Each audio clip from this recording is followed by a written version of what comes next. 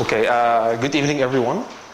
My name is Mahmoud and I'm going to be your instructor and trainer in today's session about teaching literature. Okay, so as you are all teachers, okay, and also sometimes a teacher in the session. So what is literature? What does the word literature mean to you? Any idea? Culture of a certain place. So as English teachers, what is literature for us?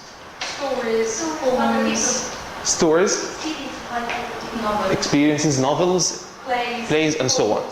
Okay, so can anybody give me a certain definition for the word literature?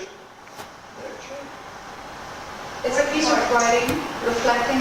Piece of writing. So we're mainly dealing with texts, right? Okay.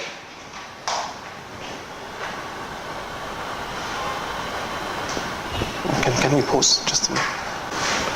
Okay. Now, in today's session, we are going to discuss what is literature, why do we teach literature, and how to teach literature. Okay. Now, as Asma was saying, if you want to identify what is literature and to set a certain definition, literature it's a term that refers to works of creative imagination, and it introduces us to a world of experience. Now, do you all agree with this? That literature is one of the ways that we can have our students experiencing the language and the culture of the language they are learning. Okay. Now, you're going to watch a little video, okay? Just now, while watching the video, I want you to think, okay, of what are the importances or what are the good points of teaching literature. Or in other words, why do we teach literature? The importance of literature. So we're going to watch and do what now? And take notes about why we... Taking notes, okay, or whatever. You can keep notes in your mind, okay, about the importance of literature. Why do we learn literature? Okay. And it's a video. Thank you so much.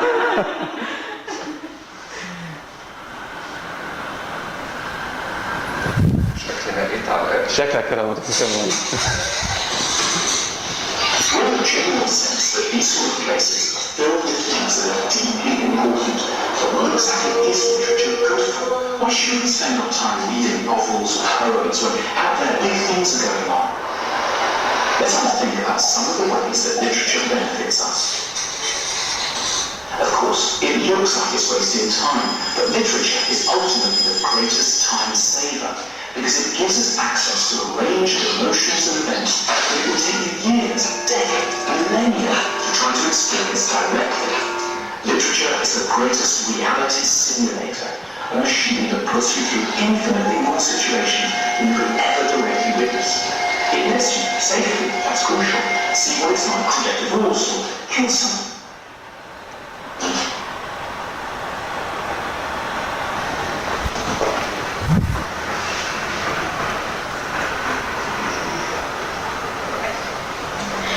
Leaving your country. It lets you speed up time in order to see the arc of a life from childhood to old age. It gives you the keys to the palace and countless territories so you can assess your life in relation to that of others. It introduces you to fascinating people, a Roman general, an 11th century French princess, a Russian upper class mother just embarking on an affair. It takes you across continents and centuries. Literature cures you of provincialism and at almost no cost turns us into citizens of the world. Literature performs the basic magic of showing us what things look like from someone else's point of view. It allows us to consider the consequences of our actions on others in a way that otherwise wouldn't. And it shows us examples of kind, generous, sympathetic people. Literature typically stands opposed to a dominant value system, the one that rewards money and power. Writers are on the other side. They make us sympathetic to ideas and feelings that are of deep importance, but that can't afford airtime in a commercialized, status-conscious and cynical world. We're weirder than we're allowed to admit. We often can't say what's really on our minds. But in books, we find descriptions of who we genuinely are and what events are actually like, described with an honesty quite different from what ordinary conversation allows for. In the best books, it's as if the writer knows us better than we know ourselves. They find the words to describe that fragile, weird, special actual experiences of our inner lives, the light on the solid morning, the anxiety we felt in the gathering, the sensations of the first kiss, the envy when a friend told us of their new business, the longing we experienced in the train, looking at the profile of another passenger we never dared to speak to. Okay, so what's the first important point you got out of the video? I can mention the second and third. Okay, the first one for you. Okay. Okay. It introduces different points of view or perspectives Okay. of whatever you're reading for, and it's another remedy, or it's a way to get out of your boredom and being lonely. Okay, so you mean that the students can broaden their minds, right? Okay. It's time saver. Time saver. Why is it saving time? Sorry, or why does it save time? Because the student a story that might take a millennium to Okay. deliver this message to them, and it's real. It's about real people. Okay, thank you. I got time saver too. Okay. Anything else? Yeah. Okay, now can you add something else to the video? Can you add any other important features of literature other than that, or these, mentioned in the video? Okay, it's something you can use to build up your own experience. For example, if I didn't pass by this situation, it's okay. I'm still on my age. I have certain experiences. So if I'm gonna read about something else which I never experienced myself, so it's gonna be for a golden chance for me to build up on my own experiences. So again, we're circling, or we're going around the word experience. Okay. I do agree with her. So again, we all of us agree that experience is our key in teaching literature. This is the way we can have our students to experience the culture of the language they are learning. So now, if I am to put some of the importances, or some of the important things in teaching literature, number one, literature, it's an authentic material written by native writers like William Shakespeare or Charles Dickens.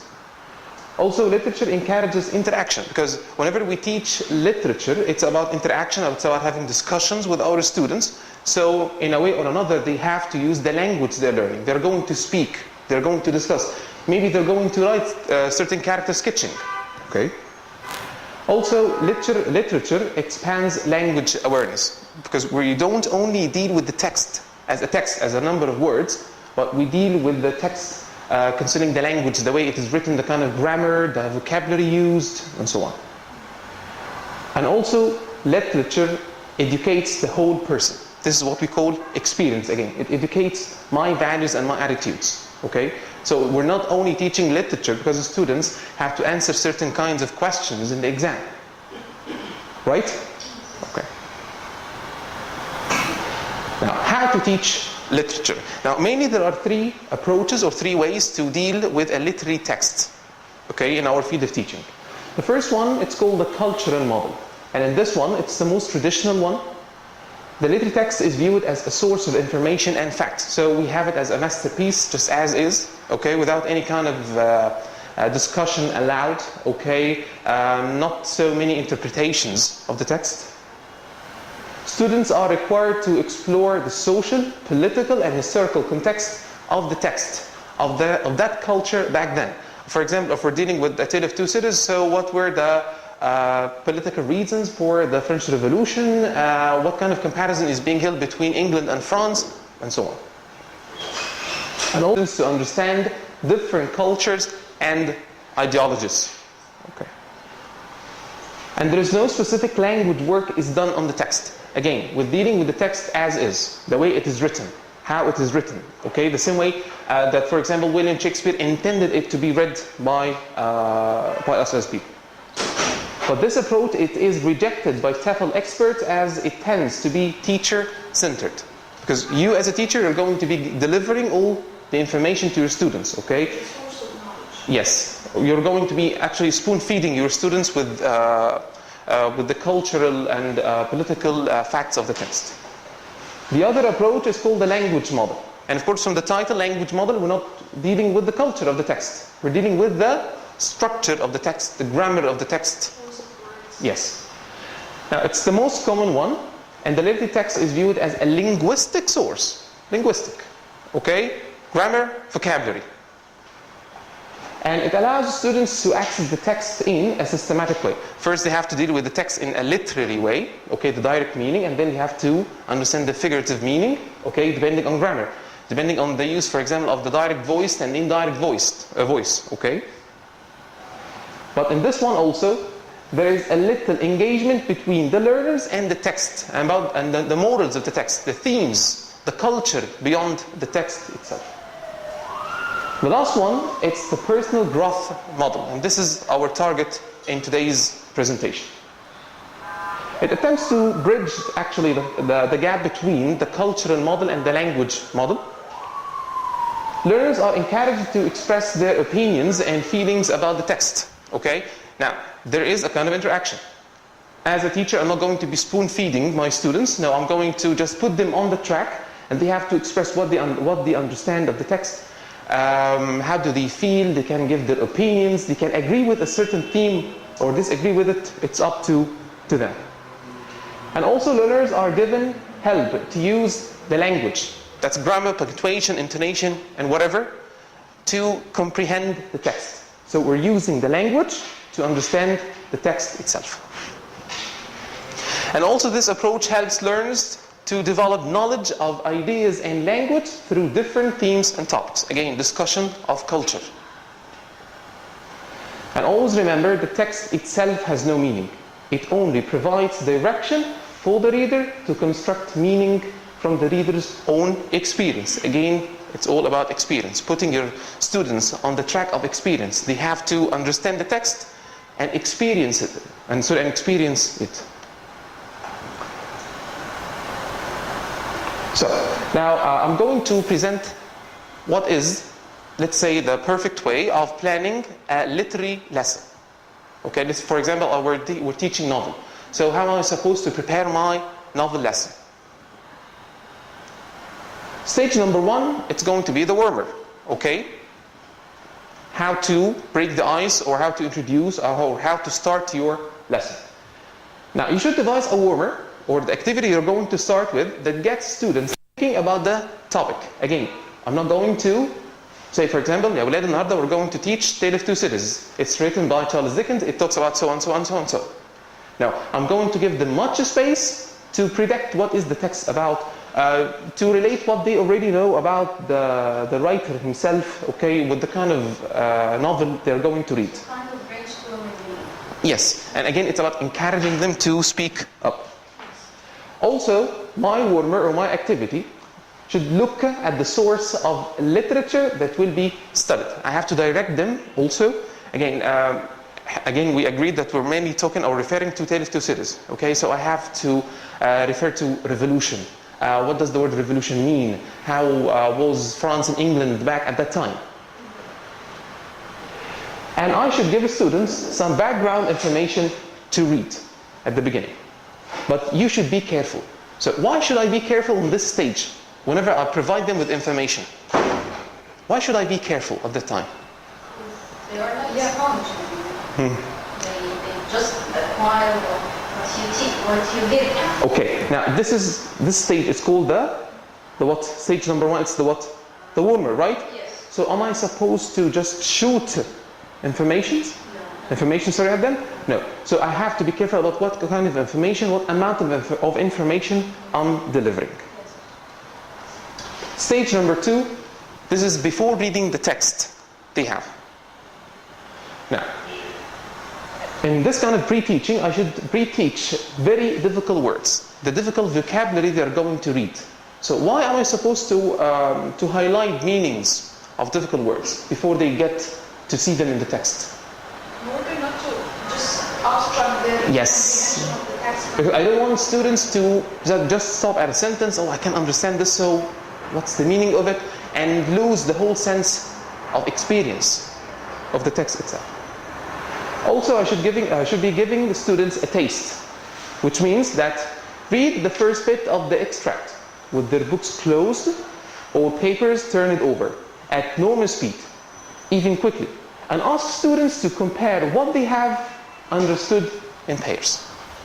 So just ask your students, close their books, okay, you start reading, okay, So they're going just to listen and try to understand according to what you have said in stage number 1. Okay? According to the background information you gave your students. And in this stage, it could be optional, because it can be part of stage number 1. It can be part of your warmer. Stage 3, understanding the text or while reading the text. Now, let the students approach a piece of literature the first time without giving them any specific task.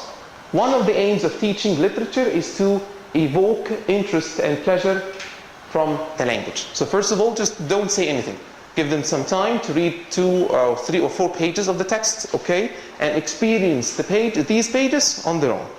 Then, set comprehension questions or ask them to explain the significance of certain keywords of the text. So if they're going to explain or answer a kind of comprehension questions, their answers will be based on their experiences, according to what they understood. Now, so far, I'm not spoon-feeding my students. I'm just directing their way. Again, I'm just putting them on the track. I'm just telling them that any kind of understanding is acceptable as far as it goes around the text, as far as it goes or it is related to the cultural background of the text. Stage number 4, that's understanding the language. Again, we said that we are following the Perton-Gross model, so we're relating both the culture and the language together. So in this one, now get to grip with the more difficult words in the text, okay? Now remember that we have just explained the main difficult words, okay? So in this one I can go across or over each and every single word. What's the meaning of this one? What's the connotation of this one? How does this word reflect certain kind of emotion? Also look at certain elements of style that the author has used. Again, language. Why was this highlighted? Certain kinds of quotations. What are the significances of these words? And so on. And the last stage, the follow-up activity. How you end your lesson. Ask students to write what they think will happen, for example, in the text next. That's to predict the coming events. I can ask students to write a background character description of one of the characters they liked. Okay. I can ask students to imagine they are working for a big Hollywood studio who wants to make a movie from the book. And they must decide the location and casting of the film. And this can be done in groups. So I'm encouraging interaction and having students working in pairs or in groups. Also, I can ask students to personalize the text by talking about if anything similar has happened to them, relating their experience with the text to their own experience. And the last one, that's to ask students to improvise a role play, for example, between 2 characters in the book, and they get to perform this role play in front of the class. So just try to remember that the famous quote by Benjamin Franklin, "Tell me and I forget, teach me and I remember, involve me and I learn." Just try to involve your students as much as you can, okay? Because this is the way they are going to experience language. Thank you so much.